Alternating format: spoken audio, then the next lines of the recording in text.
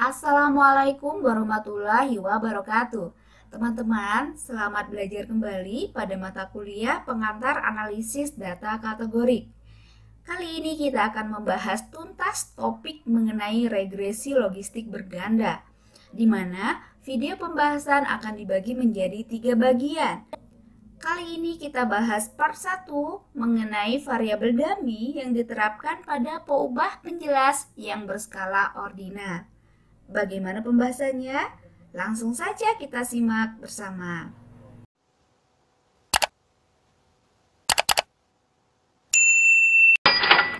Nah, teman-teman, mari kita mulai pembahasannya. Jadi, untuk analisis regresi logistik berganda sama halnya dengan regresi linier berganda, yaitu melibatkan prediktor atau peubah penjelas yang lebih besar dari 1, yaitu misalkan X1, X2 sampai dengan XK. Nah, untuk peubah penjelas yang seperti ini, model regresi logistik menjadi logit Px sama dengan alpha plus beta 1 X1 plus beta 2 X2 plus dan seterusnya sampai beta K XK. Nah, sehingga model untuk peluang sukses pada nilai X menjadi Px sama dengan eksponensial dari alpha plus beta 1 X1 dan seterusnya sampai beta K XK dibagi dengan 1 plus eksponensial alpha plus beta 1 X1 dan seterusnya. Jadi Px itu sama dengan peluang sukses, yaitu peluang Y sama dengan 1. Nah, interpretasi koefisien regresi logistiknya sebagai berikut. Beta I merupakan besarnya pengaruh Xi pada log odds ketika Y sama dengan 1 dan X lainnya tetap. Jadi kita perhatikan dulu untuk setiap peubah penjelasnya, yaitu peubah penjelas ke I dan yang lainnya tetap. Jadi interpretasi ini mirip dengan analisis regresi linier berganda. Contohnya, eksponensial beta 1 adalah penggandaan pengaruh pada odds dari penambahan X1 sebesar 1 unit pada saat X yang lainnya tetap. Contoh kasus sebagai berikut. Ini masih mengenai kepiting dari buku Agresti. Studi mengenai faktor yang mempengaruhi banyaknya satelit kepiting betina. Peubah penjelas yang kita libatkan pada contoh kasus ini yaitu peubah warna dan peubah lebar cangkang. Peubah warna bersifat kategorik yang ordinal, yaitu 1. Warnanya agak terang, kemudian 2. Sedang, 3. Agak gelap, 4. Gelap. Sedangkan peubah lebar cangkang merupakan peubah kontinu. Pada ilustrasi di buku Agresti ini kita memperlakukan peubah warna yang bersifat kategorik ordinal ini menjadi variabel dummy atau peubah boneka. Kemudian peubah Y-nya atau peubah responnya itu merupakan banyaknya satelit yang dikategorikan menjadi 2, yaitu Y akan bernilai 1 jika memiliki satelit lebih besar sama dengan 1 dan bernilai 0 jika kepiting tersebut tidak memiliki satelit. Sekarang kita tuliskan model logit untuk kasus tersebut.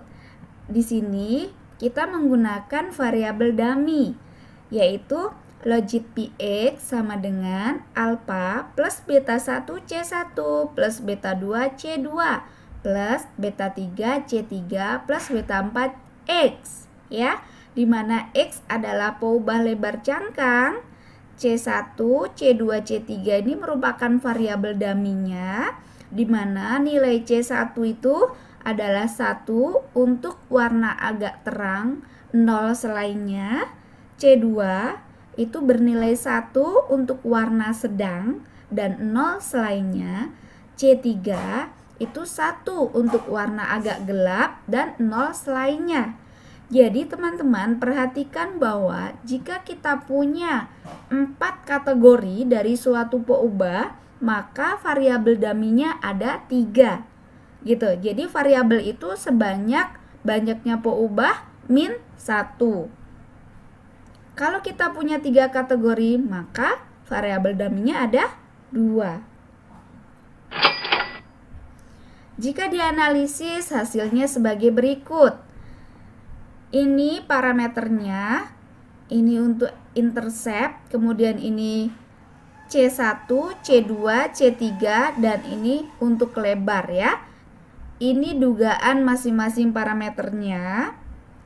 Kemudian ini standar errornya, ini chi-square hitungnya, dan ini nilai P atau P value-nya. Model yang terbentuk adalah logit PX duga ya, ini dugaan ya, yaitu sama dengan min 12,715, yaitu ini ya, yang ini dimasukkan ke dalam model, plus 1, ini dan seterusnya. Yang tadi itu adalah model full, model keseluruhannya. Nah, sekarang bagaimana jika kita akan membuat model untuk setiap warna? Ya. Nah, tadi kan warnanya ada 4. Kepiting agak terang, kepiting sedang, kepiting agak gelap, dan kepiting gelap.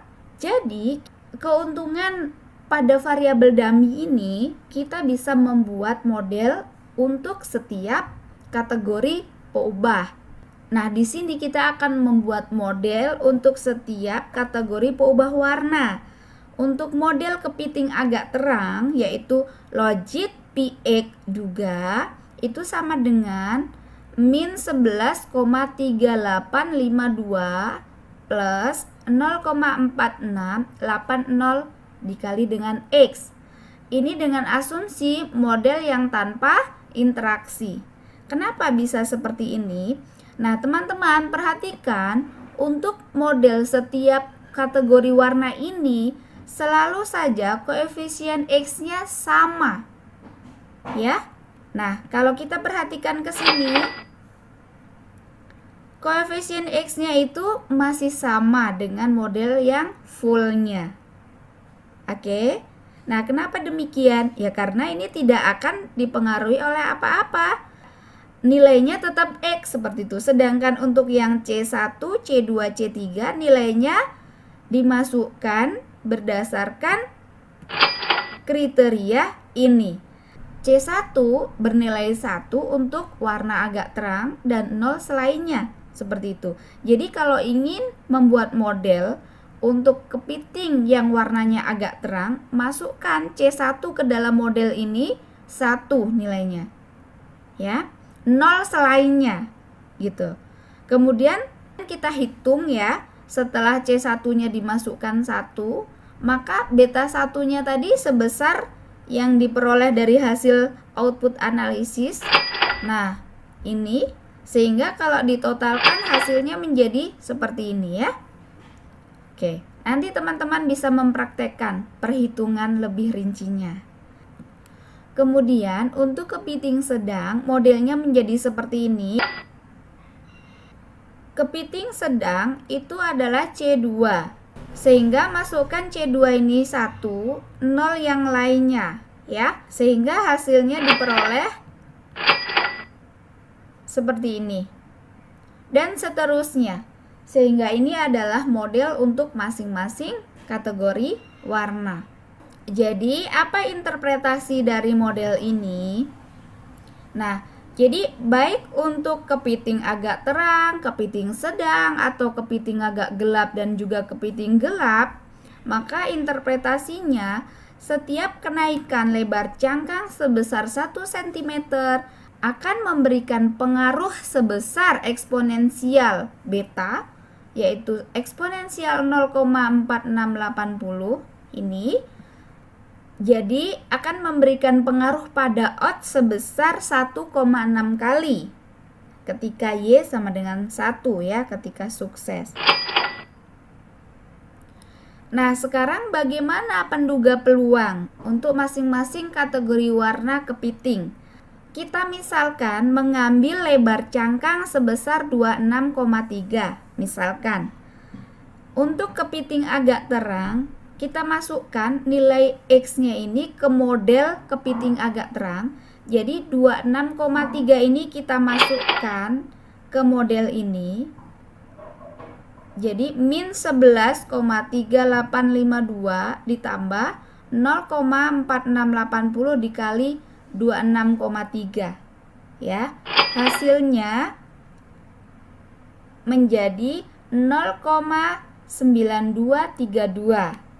Sehingga jika dicari pi duga X-nya adalah 0,7157. Nah, jika dihitung Px duganya menggunakan rumus Px ya yang telah disebutkan sebelumnya tadi, teman-teman silahkan nanti dipraktekkan menghitungnya, diperoleh hasil 0,7157. Dengan cara yang sama, model untuk kepiting sedang, kepiting agak gelap, kepiting gelap, maka diperoleh hasil sebagai berikut. Sehingga jika peluang-peluang tadi digambarkan dalam bentuk kurva sebagai berikut. Nah, yang paling atas ini merupakan kurva peluang untuk kepiting color 2. Berarti ini kepiting yang C2 ya, ini C2. Ini untuk yang C1, kemudian yang ini untuk C3 dan ini untuk C4 seperti itu. Nah, untuk kurva yang paling atas ini miliknya C2 diinterpretasikan bahwa kepiting warna sedang memiliki peluang terbesar untuk memiliki satelit. Ya, perhatikan ini kan nilai-nilai peluangnya. Gambar kurvanya di atas. Sehingga nilai-nilai peluang untuk kepiting C2 itu paling besar dibandingkan dengan kepiting warna yang lainnya. Sedangkan untuk kepiting C4, kurvanya paling bawah itu diinterpretasikan bahwa kepiting warna gelap memiliki peluang terkecil untuk memiliki satelit. Nah, ini adalah perhitungan odd ratio antara dua warna. Jadi, odd ratio antara dua warna diperoleh dari eksponensial selisih dua intercept. Hasil perhitungannya sebagai berikut. Misalnya, kita ingin menghitung odd ratio antara kepiting agak terang dengan kepiting gelap, maka kita cari dulu selisih intercept antar keduanya, sehingga diperolehlah nilai ini, dan odd rasionya adalah eksponensial dari ini. Hasilnya 3,78. Nah, begitu juga untuk odd ratio antara kepiting sedang dengan kepiting gelap dan kepiting agak gelap dengan kepiting gelap. Hasilnya seperti ini. Nah, apabila teman-teman ingin mencari odd ratio antara kepiting agak terang dengan agak gelap, maka yang dibandingkan adalah intercept pada model untuk kepiting agak terang dengan intercept pada model kepiting agak gelap. Baru dicari eksponensialnya. Nah, hasil perhitungan odd ratio tersebut akan sama juga jika kita menghitungnya menggunakan formula odd ratio, yaitu odds 1 dibagi odds 2, di mana odds adalah peluang sukses dibagi peluang gagal. Kita telah hitung bahwa untuk kepiting agak terang, kita punya dugaan peluang Px adalah 0,7156 dan odds-nya adalah 2,5173 ya. Jadi odds adalah Px dibagi 1 min Px.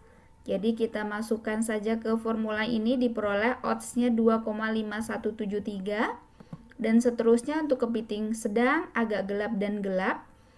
Nah, dari sini kita akan menghitung odd ratio yang formulanya adalah odds 1 dibagi odds 2. Di sini kita akan membandingkan kepiting agak terang terhadap kepiting gelap. Sehingga yang menjadi odds 1-nya adalah odds kepiting agak terang dan odds 2-nya adalah odds kepiting gelap. Nah, diperoleh hasil sebagai berikut ya. 2,5173 ini dibagi dengan odds-nya kepiting gelap 0,6658 sehingga hasilnya adalah 3,78. Begitu juga seterusnya untuk jenis kepiting sedang terhadap kepiting gelap yaitu 2,7785 dibagi 0,6658 dan seterusnya diperolehlah hasil odds ratio seperti ini. Nah, sekarang kita interpretasikan odds ratio yang telah kita peroleh. Untuk odds ratio antara kepiting agak terang versus gelap, maka perhatikan bahwa kita tadi punya peubah penjelas warna yang bersifat kategorik dan peubah lebar cangkang yang bersifat numerik. Sehingga dalam hal ini kita menginterpretasikan untuk setiap penambahan lebar cangkang. Seperti itu ya. Jadi untuk lebar cangkang tertentu, dugaan odds kepiting agak terang untuk memiliki satelit adalah sebesar 3,78 kali dugaan odds untuk kepiting gelap. Gitu ya. Jadi kita peroleh tadi odds rasionya adalah 3,78. Jadi yang kepitingnya agak terang ini lebih besar kecenderungannya untuk memiliki satelit dibandingkan dengan kepiting yang gelap. Begitu juga untuk kepiting sedang versus gelap dan kepiting agak gelap versus gelap ya. Jadi interpretasinya seperti ini. Oke teman-teman, demikianlah pembahasan part 1 dari regresi logistik berganda. Dan pastikan teman-teman mengikuti video berikutnya part 2 dan part 3. Selamat belajar!